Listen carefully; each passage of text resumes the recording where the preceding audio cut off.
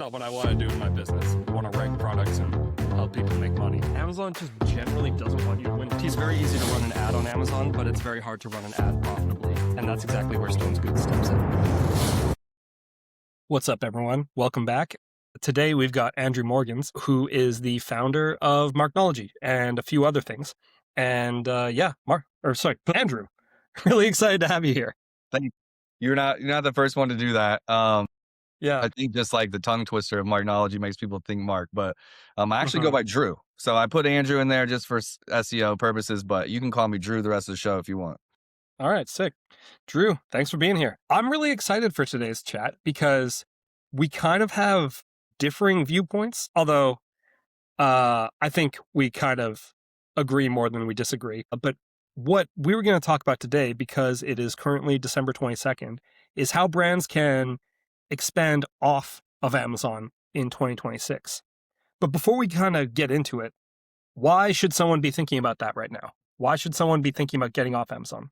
Yeah, Sean. Great question. So I don't think it's a matter of getting off of Amazon. I think it's a matter of thinking holistically about e-commerce, right? So like within e-commerce, there's marketplaces. To anyone listening, marketplaces would be like TikTok Shop, Chewy.com, Amazon, Walmart. Like that's a marketplace. And like a Shopify site would be a direct consumer, or we can call it a website, and between them, that to me is all of e-commerce. Even social media can somewhat be included within e-commerce. And it's just a matter of what type of product you're selling, what brand, recognition, presence you have, those types of things, and figuring out what's the best, where your customers are, number one. Do you have a product that can do well in some of these different channels? And so if you're on, let's just say that you're a private label seller on Amazon, the conversation is, should I do anything else besides Amazon? Some brands are in retail trying to get on Amazon. They're doing other things off Amazon well, but not on Amazon. So it's really kind of just like every situation's unique. But I think anytime you can diversify, you should. So you don't want to be like tied to just one, as an agency, I don't want just one customer, because if they leave, I'm screwed, right? Or if you're just on Amazon and then Amazon makes some change that's out of your control, and then you're left without options, you're out of business. So I think that like figuring out how to drive traffic either to Amazon or drive traffic to a website to get sales or drive traffic to another channel is super important. I think that's the why, really, is just being able to protect and insulate your business. Yeah, I couldn't agree more. I think something that maybe needs to be said is the margin compression this year. A lot of brands have struggled with higher fees, higher cost of goods sold, higher ad costs, but an inability to raise their prices on the platform because of competitors as well as Amazon's pricing policies. I mean, can you speak to that at all? Are you seeing the same thing?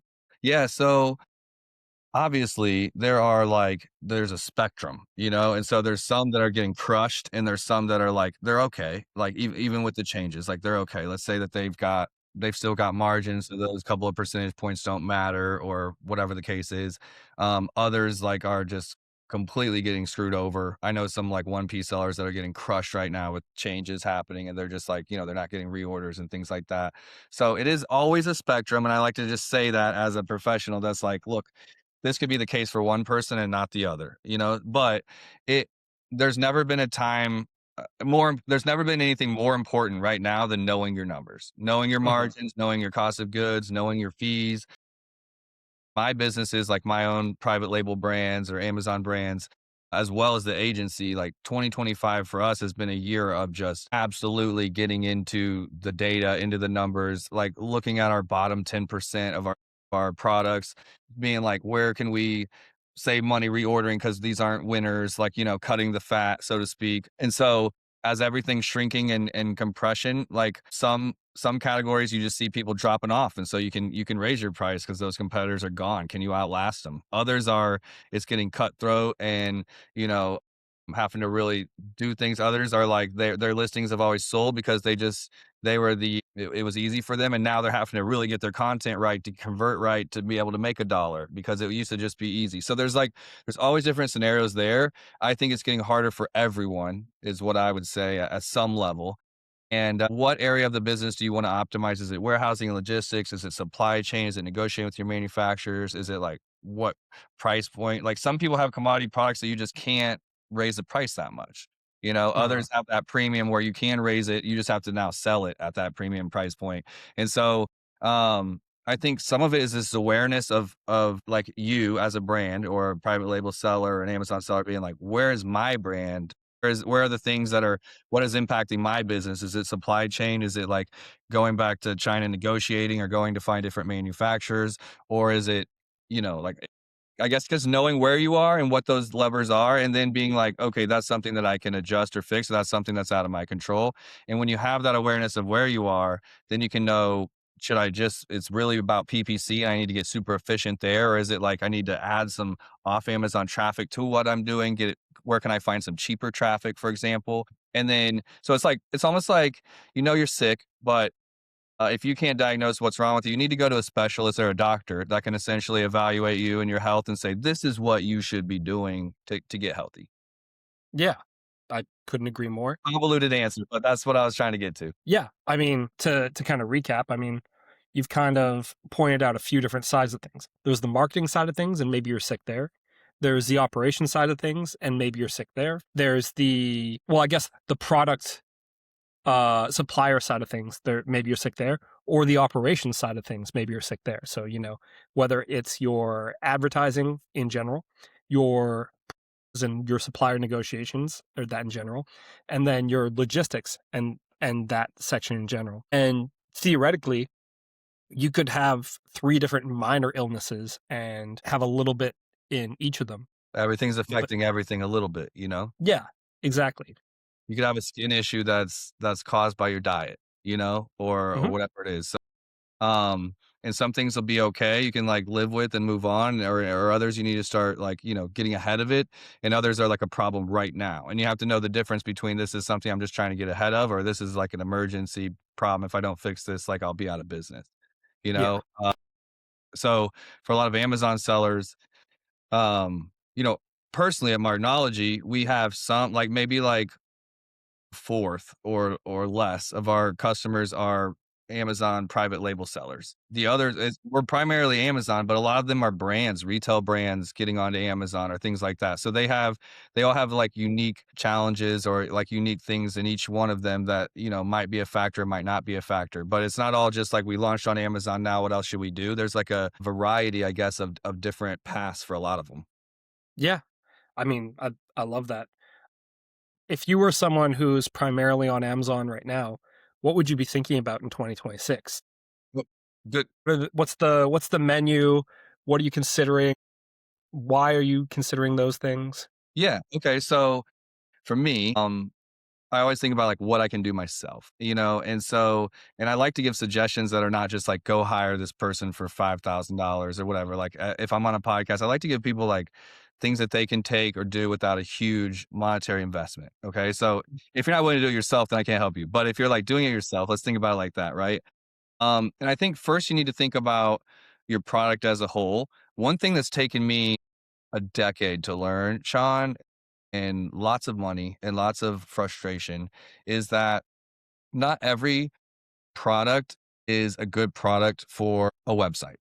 Okay. And let me try, that might be a hot take. Let me try to explain. So I think websites are great for trust building, for their storytelling, creating this authentic experience with customers, like giving them something else besides Amazon to go look at if they're trying to look up your brand and see who you are. There's all types of B2B inquiries, all types of stuff. But what I've learned the hard way is that some products are never going to work at a very scalable way on a website. And what let me use an example. So think about like, do you go to the gym? Do you work out? Okay. So like, pre-workout shakers or like a supplement shaker, a protein shaker. We all have them. We all lose them. Like, if you go to the gym at all. But like no one goes to this, no one leaves the house, puts on clothes, pants, shoes, starts the car, texts the lover, I'm leaving, gotta go, like all the kids, whatever, just to get a pre-workout shaker. Okay. they go to buy maybe like protein, vitamins, supplements, blah, blah, blah, blah, blah. And on the way out, they might be like, oh yeah, I lost that shaker last week. I need to get another one. Or mine's getting old. I need another one. Or I want to add one. It is not a reason that you leave the house or that you go to a store. Okay. And so there's some products that exist out there where they will do well on Amazon because you're in the store, you're buying these other things that got you out of the house, and you grab that item on the way to the checkout. Okay. Mm, If you're trying to motivate people, like you're running TV commercials, you're running Facebook ads, TikTok ads, getting people just to go to GNC or Vitamin Shop just to buy that pre workout shaker, I think you will get some sales. You will. You just never get it at a ROAS or an ROI that makes a ton of sense to scale. And so one of the things is like, are you that type of product? Are you a Peloton bike where I mhm, think like I would go to a store to buy a Peloton bike or maybe like a hot tub or like certain items that have value where I'm going to a specific store to buy that thing. And other items not so much. It's going to be something I buy along the way. So when you're thinking about that, think about, is this website going to be more like trust building and storytelling and really just like further build trust with anyone that comes across me? Or am I trying to do this to convert? And I think that alone, that thought and knowing that will really dictate what you should do or shouldn't do on like how much you should invest in other things. Because we still do Facebook ads, TikTok shop ads, Google ads, Pinterest ads, rumble.com. I love rumble.com. If no one's using Rumble, it's like a YouTube alternative. All these things, we drive traffic to TikTok shop or to Shopify sites. But a lot of times the end goal is that halo effect that comes over to Amazon and honestly just helps boost Amazon. So there's email list building and things like that. And I'll open it up to you to see what you think about that. But for me, I think 100% it starts with, is this a product that someone will leave the house to buy on their own? And that's how I think about whether a website would be a good fit or not. yeah. I gotta say, I really like that as a litmus test. We call those platform-specific offers. Really, it's like, is this an offer that makes sense for the platform? So on Amazon, a platform-specific offer is as low of a price point as possible because that's what people are on Amazon for. And then some like something that really makes sense for meta ads, a shaker would just not make sense. It's a bad product for meta ads because it's not unique, it's commoditized, it's low average order value or low price point. And so you would need to bundle it in order to get somebody to buy it from you on your website. And even then, it'd be hard. And so, realistically, if you have a brand that sells just plastic shakers, you shouldn't get on Amazon. You should, or sorry, you shouldn't get on Shopify and try to run meta ads to that product. You should find out what else in your catalog might be a better fit. And can you incorporate one of those shaker bottles into a bundle or something like that? So that's definitely something that I would agree with. Really what it comes down to is like, okay, what what makes the most sense for your business? What skill sets do you have already? What skill sets or what product advantages do you have already? But there are a couple of things that I want to just quickly touch on. First is the long list of options you gave, which was fantastic for anyone listening. Like Drew just handed you a silver platter of things you could do in 2026, and you don't need to hire anyone to do it. I mean, you plus ChatGPT could pull this off on your own. But it's like, okay, you could build a Shopify website and run meta ads to it if you think it makes sense, like Drew's litmus test. Like Drew's litmus test. You could run TikTok ads and have that go to your Shopify website, or preferably go to TikTok Shop. Then another thing you could do is you could think about maybe one of these other platforms that you could get cheap traffic on. I personally had not really heard much about rumble.com, so that's super cool. I will be checking that out. You Yeah, could also do let Reddit. me give you an example on that one. So like Rumble is Yeah. this, like, I don't want to say right wing, but kind of right wing. It's a right wing Okay. YouTube. So like you're just allowed to like say more things and do more things there. So like for example, we were launching a gun holster. Wow. So, like, it's not the gun or whatever, but it's a gun holster, right? It's like this leather belly band or it's this belly band type of, like, conceal and carry thing. And so, one, Rumble's, like, CPMs and CPCs are much lower. Like, you can already get YouTube cheap, but, like, it was much lower. And we were using that to supplement an Amazon launch. So, we were running ads about the belly band holster on Rumble, which we were allowed to do, which you can't do on YouTube. And we used that to drive traffic to Amazon, where at times you are limited in what you can do in PPC when it comes to certain products like that too, like faith-based. Mhm. or adult products or gun holsters, things like that. You can have some, but not others. So that was leveraging like a platform like that to then do what we couldn't do somewhere else. Yeah, wow, that's really cool. That's something that, like, yeah, you never like. I run ads all day, every day, and I've done this since 2019 full time, and I've never even thought about using something like Rumble for sending traffic to an Amazon product launch. That's really, really intelligent. I'll probably, I can't take full credit, like, the yeah. brand was brought the idea to Oh us, like, wow. when we were doing the launch, so they had already kinda, like, found this Rumble and Hmm. wanted to leverage it. So Yeah, I learned along with them, but that was, great. like, that was an eye opener. Same thing with, like, YouTube. YouTube, I think everyone thinks about these individual channels as well as, like, Uh huh. like, can I show direct attribution between, let's say, running a YouTube or let's say a Meta ad and a website Hmm. sale, or a Meta ad and an Amazon sale if you're going direct. But you really need to think about things from a higher viewpoint of like holistically. Okay, so if I'm getting like a 5 row ads on Amazon, let's say I have to have a 3 to be profitable or whatever. I'm getting 2 on Meta ads and a 5 on Amazon.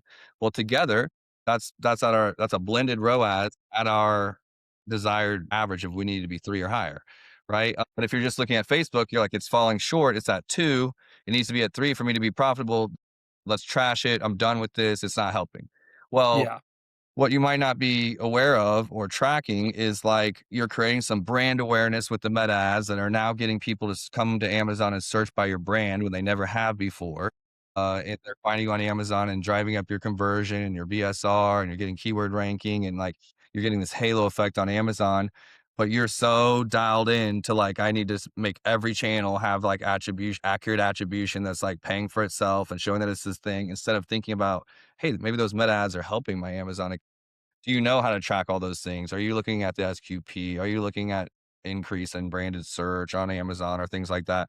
So I think a lot of these things can be beneficial, even if on their own they're not ROI positive. But Hmm. how are they affecting your holistic picture? Everyone knows that Amazon the conversion rate is unmatched. There's no other channel, no website, no Walmart, anything that compares Amazon's conversion rate. So, Hmm. more and more and more brands, I think in 2025, 2026 are thinking about how can I use Amazon to convert with all its fees and all that kind of stuff, but then use these other traffic sources, these other ways of driving traffic to send more people to Amazon than just Amazon PPC. And I think that's really the winner, is like, how can you get those things to work? And especially if you have a invention product or something that like a video demonstration or like less than like a direct response search on Amazon, like no one knows of this product, you invented it and you're trying to sell it. Well, you got to get it in front of people because they're not looking for it. Oh, and so Yeah. these other channels can do that for you. Yeah.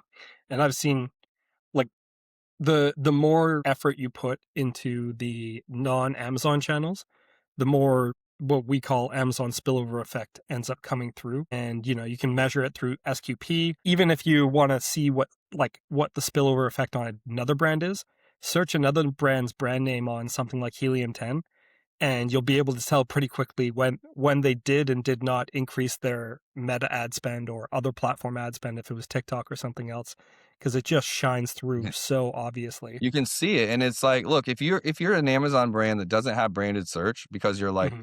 you're selling a product that like people don't know of your brand, and all of a sudden you start getting branded search sales, the difference in conversion rate and click through rate and metrics that Amazon starts, like that branded search metric, is such a highly converting metric that it really helps the overall. It's not like you're searching for men's outdoor work gloves. You're looking for like Drew's gloves and clicking and buying most times. And so Uh, like that, those metrics, if you understand how Amazon works, like it really just helps the system overall pick up speed. mhm. I think it's like it's really hard to measure all of the impact of that. Yeah. We became big believers in this about 6 months ago, maybe 7 months ago now, when a competitor did this to one of our clients. Like, basically, they got the best seller badge from us. Or actually, we was number two. There was somebody else who was number one. They came out of nowhere, number three, and took over the best seller badge in a small category just by running meta ads. It was crazy.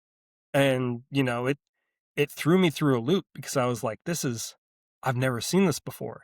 But once we kind of reverse engineered what they were doing, it's like, yeah, branded search has such a big impact. And the way to influence branded search is not to spend more money on Amazon PPC, it's to grow your presence off of Amazon Yep. and accept that Amazon is really the bottom of the funnel of the internet, at least when it comes to products. If you think about, I always try to put myself in the mindset of Amazon. Like, I know that sounds like simple, but it's like, okay, Hmm. if I was Amazon, like what would I think? What would I do? And how would I move? Instead of trying to hack it, it's more like think like Amazon. Well, why wouldn't Amazon want to benefit you for bringing customers that they don't have in their store? Like you're bringing friends, you're bringing other people with you. And when you're spending on Meta, Instagram, TikTok, these other channels, that's what you're doing. You are sending people that weren't on Amazon or in Amazon to the Amazon ecosystem, and Amazon rewards it. It's like it's a reward system. And so when you're bringing that off Amazon traffic to Amazon, I think that you're getting a boost. You're getting that halo effect or that the overflow effect, the spillover effect, right? And it used to be okay. So like back in the day, I'll age myself a little bit in this space, but like you would run a Facebook ad to a landing page Hmm. oftentimes, or to a Shopify page, mainly because if you drove the Facebook traffic just to the Amazon listing and it wasn't converting well, like you had 1,000 customers and maybe a couple bought, because that's how you can do it in Meta. Well, Amazon was penalizing you drastically Yeah. because your conversion rate's dropping and you have all these visitors that are bouncing. And so Amazon's like, wow, customers are not happy with this. Let's punish this in the search results. So what you Hmm. did was you tried to filter them out on that landing page. And then if they click through to buy, you were just getting the highly converting ones that were still like opting in. And so then you got to Hmm. increase conversion rate. A lot of people do that wrong and really, really mess up their brand by throwing off all their metrics and their data points. Now Amazon's caught up quite a bit. They don't do that. Like I know it to be true that they don't penalize you now for bad traffic necessarily. There might be an exception, Really?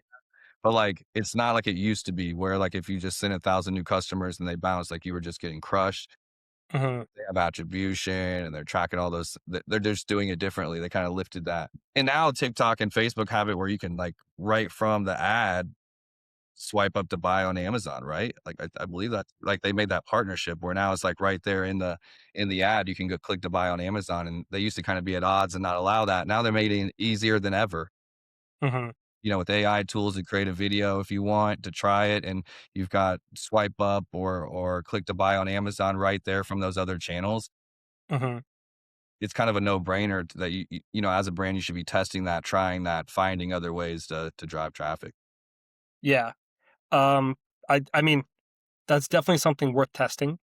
We're big believers in sending all your traffic to your website or to a different platform, specifically because we know that people are going to spill over anyway. Nine times, well, it's impossible to observe, but what I've observed with my wife is nine times out of 10, when she goes to a website and is looking at something, the first thing she does is she then goes to Amazon and looks at that same brand just to see if she can buy it there and what the price differential is, And or I do if the that same product's not thing available. on Amazon. I'll go look on their website just to Mhm. see if there's anything crazy. Like maybe they've marked it up a lot on Amazon because of fees or certain things like that.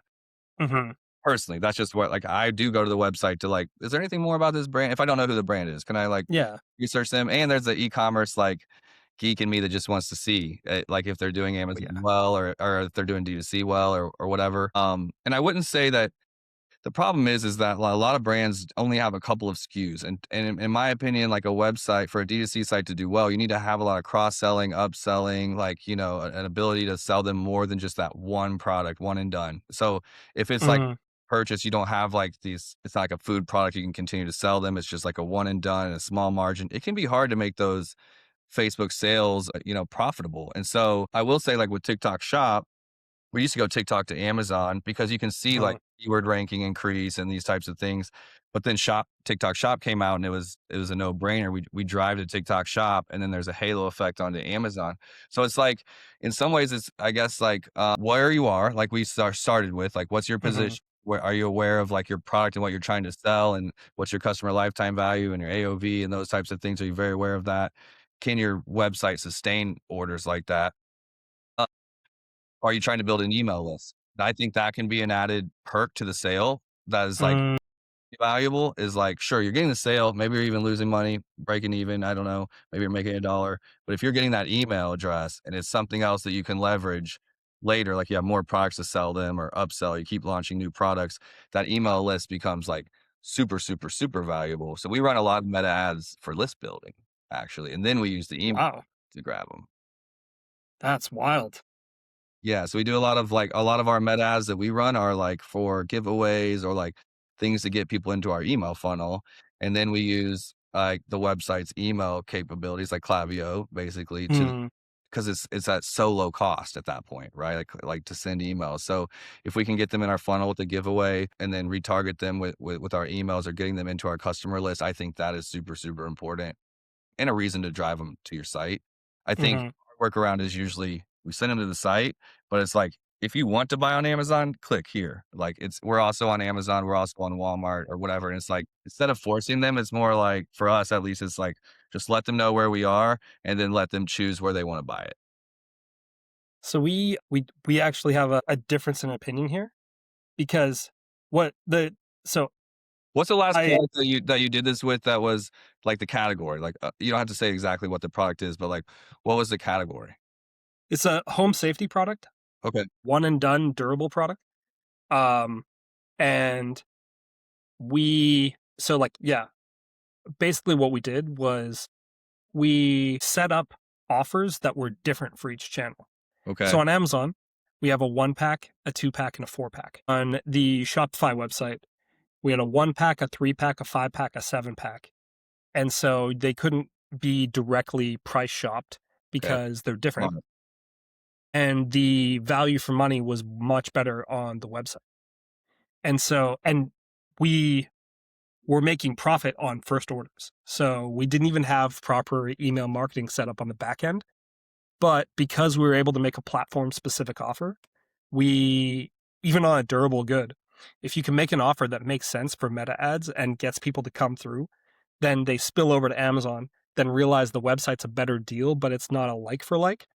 That is how you kind of hijack that whole spillover system I think that's brilliant. because yeah, it's transformational and I'm trying to get more people to know about it because I'm so tired of watching Amazon sellers kind of get screwed. But it's not the only way to win.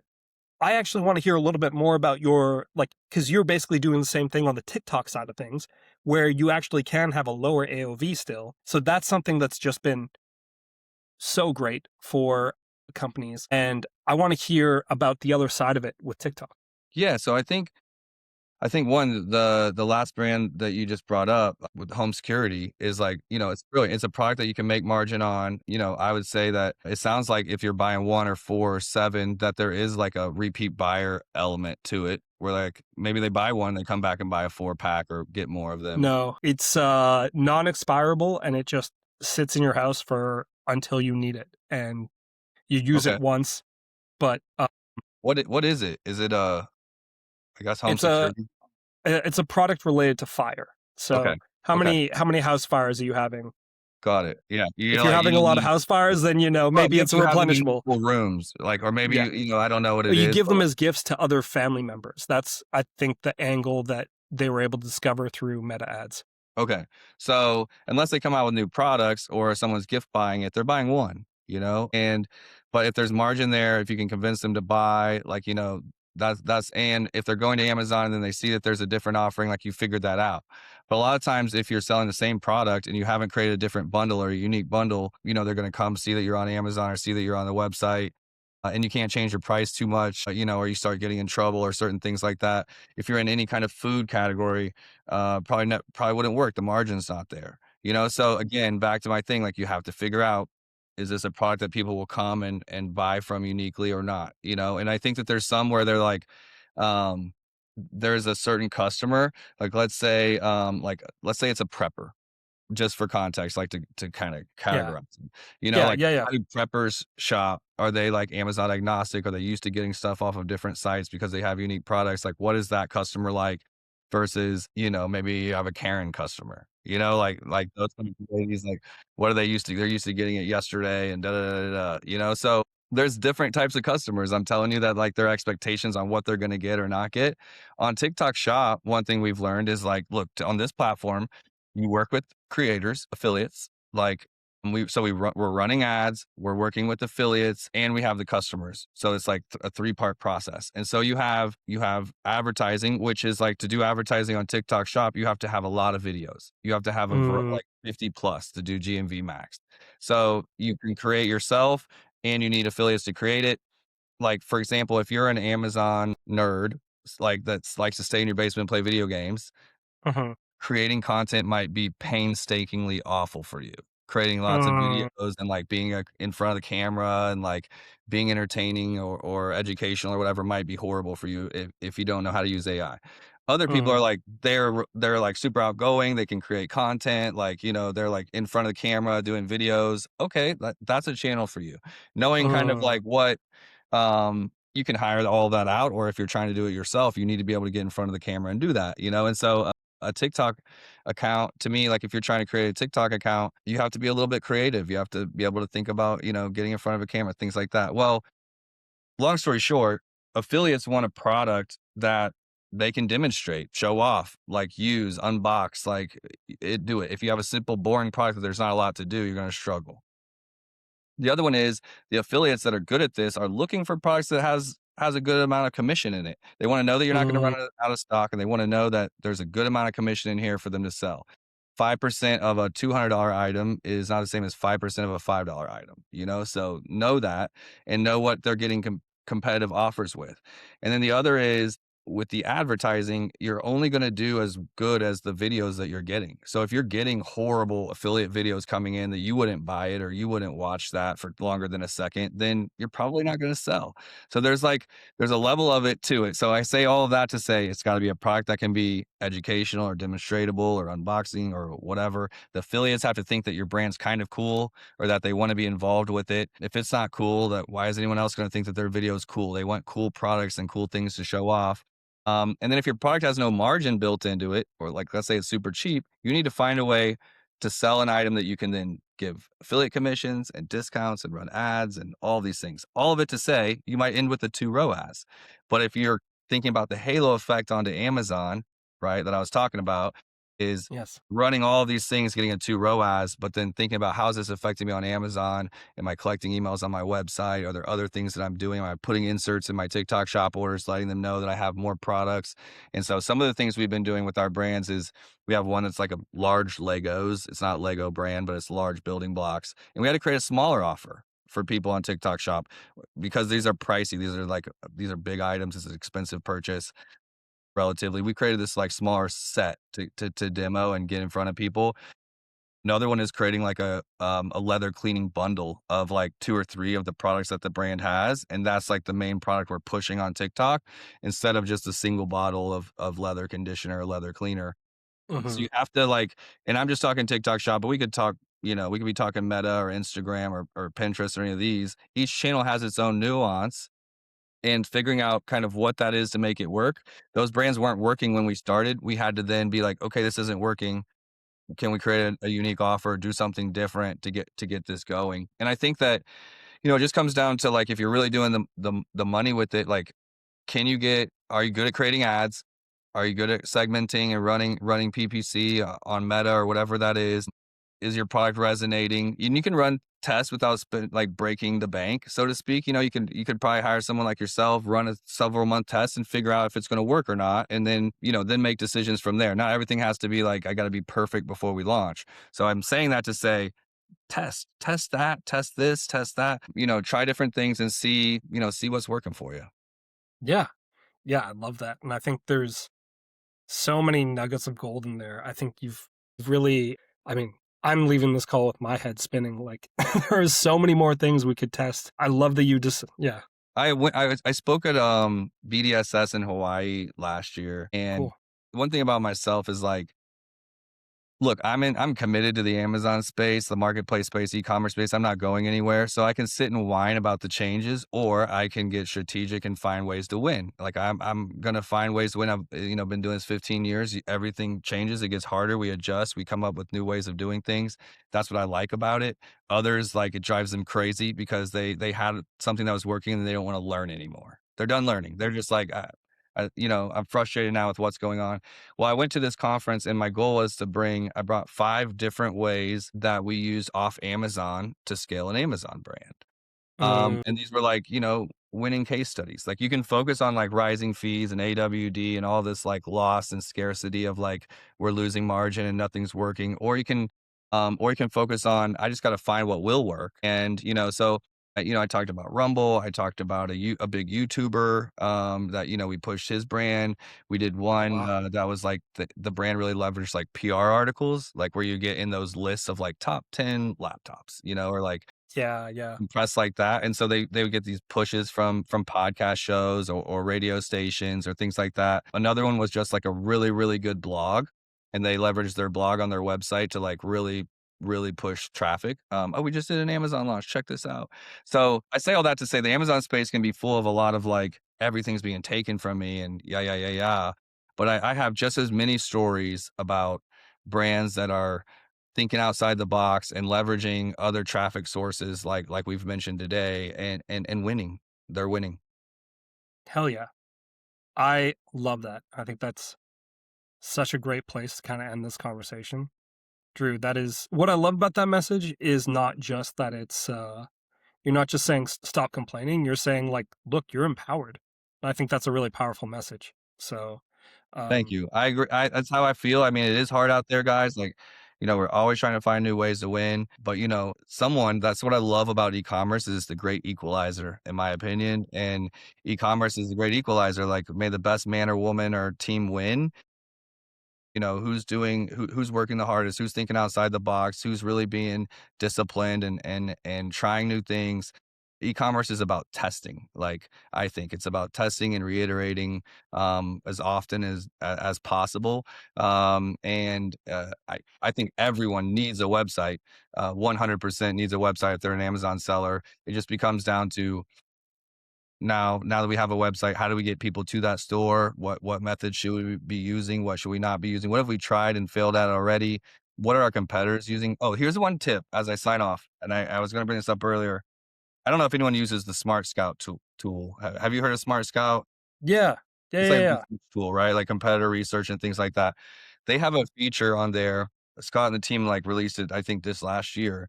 You can look up a competitor's ASIN and you can see what traffic sources are driving traffic to their Amazon listing. I didn't know that. Yeah. So you That's can a run great like feature. you could grab like several competitors' ASINs and you can actually see like this blog is sending traffic or this website or different things like that. And you can kind of start to create these are what my competitors are doing. What should my game plan look like? Or what should I think about? Maybe you could contact the same blogs that they're on. Maybe you could try to find things like that. But it would give someone that's new at this a good starting point of figuring out what your competitors are doing and where that traffic's coming from. Very cool. I'm gonna have to go check that feature out because that is really, I really thought it was awesome. gold, right? It's kinda gold. You Yeah, throw that into ChatGPT and say, "Help me find similar blogs," or "Help me write emails to the editors of that blog or that website," or wherever it is that's coming traffic, and, a good starting point for any plan. hell yeah. Well, look, Drew, that's I feel like it's been banger after banger. This has been a killer episode. Well, it's Christmas, so I thought we'd give out some gifts, you know? Yeah, No, hell yeah. thanks for hosting me, thanks for having me on the show. Yeah. I Where love can people find you? I'm on LinkedIn, Andrew Morgans with an S. Marknology.com is our website, but I'm engaging on LinkedIn or even Instagram, Andrew Morgans. I think there's just one of me with the S on there. So happy to connect with anybody, talk ecom, tell me what you've been doing, what you've been working on, what's not working. If you're winning, definitely share it with me because I want to win too. But love talking ecom, love talking Amazon. All right. Well, look, Drew, thanks again. Merry Christmas. And to everyone else, until next time. Thanks, guys.